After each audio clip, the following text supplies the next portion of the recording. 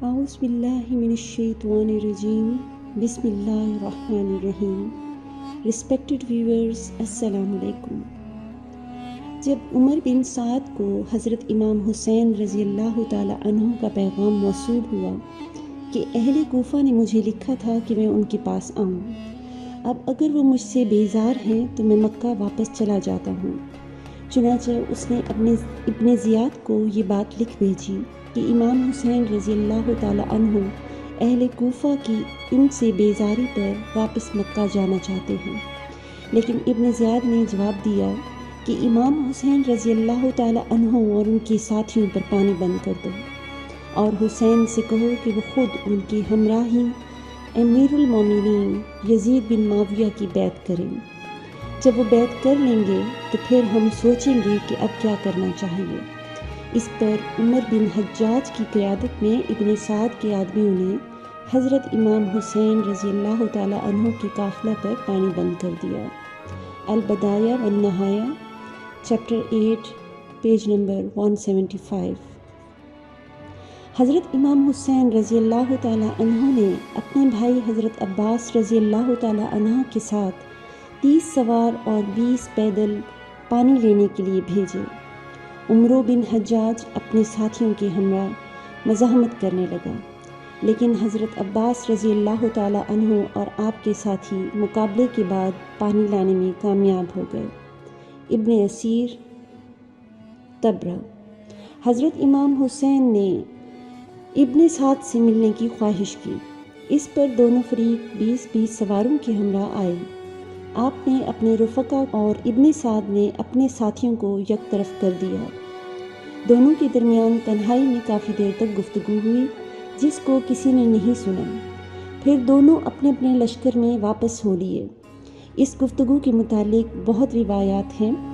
بعض لوگوں کا خیال ہے کہ آپ نے یہ مطالبہ پیش کیا کہ نمبر 1، ہم دونوں یزید کے پاس چلے جاتے ہیں، یا نمبر 2، تم مزاحمت نہ کرو، میں واپس حجاز چلا جاتا ہوں، یا نمبر 3، ترکوں سے جنگ کرنے کے لیے میں سرحد کی طرف روانہ ہو جاتا ہوں۔ عمر بن سعد نے یہ بات ابن زیاد کو لکھ بھیجی۔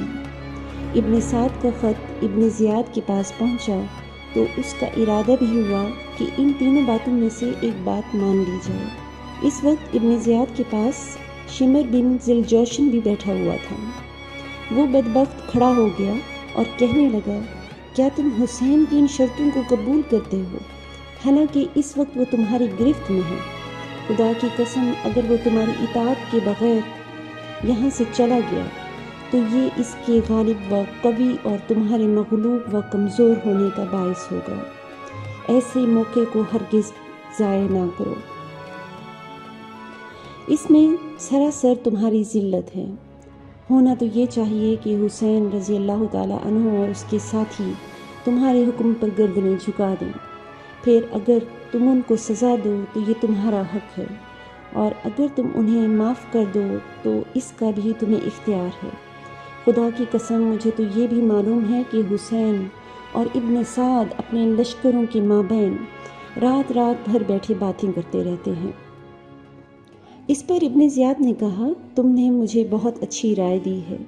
پھر شمر بن ذوالجوشن کو یہ حکم دیا کہ اگر حسین اور اس کے رفقا میرے حکم کی تعمیل کریں تو بہتر، ورنہ عمر بن سعد کو حکم دو کہ وہ حسین اور اس کے اصحاب پر حملہ کر دے۔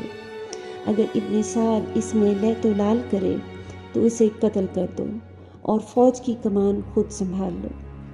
قتل حسین میں سستی کرنے پر ابن زیاد نے عمر بن سعد کو ایک تہدید آمیز خط لکھا کہ اگر حسین اور اس کے ساتھی اطاعت قبول نہ کریں تو ان سے جنگ کرو، کیونکہ وہ باقی ہیں۔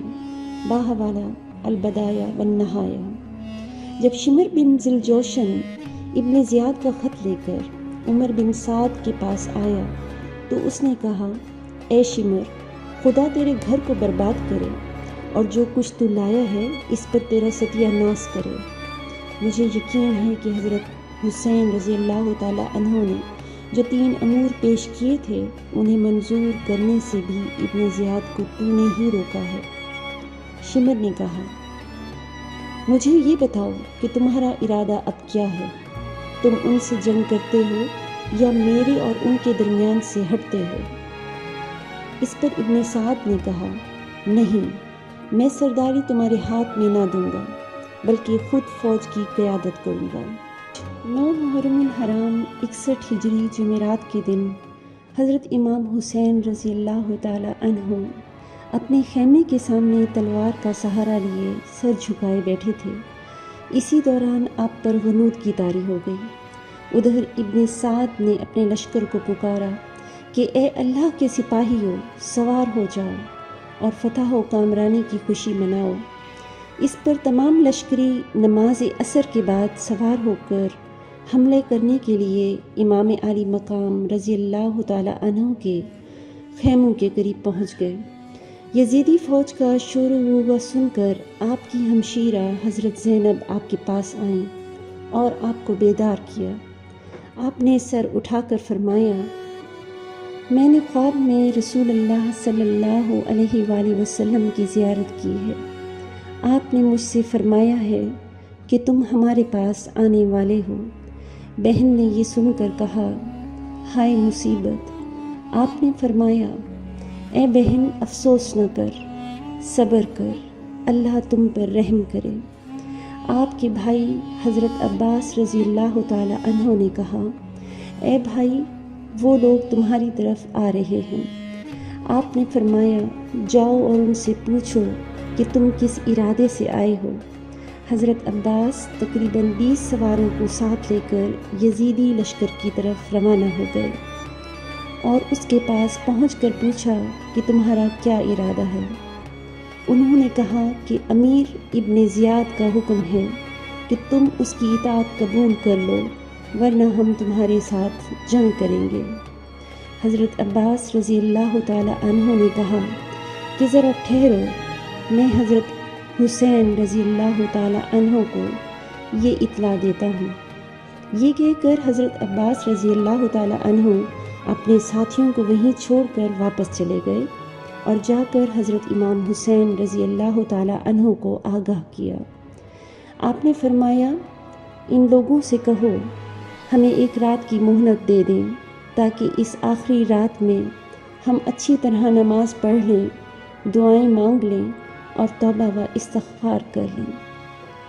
اللہ تعالیٰ خوب جانتا ہے کہ مجھے نماز، تلاوت اور دعا و استغفار سے بڑا قلبی تعلق ہے۔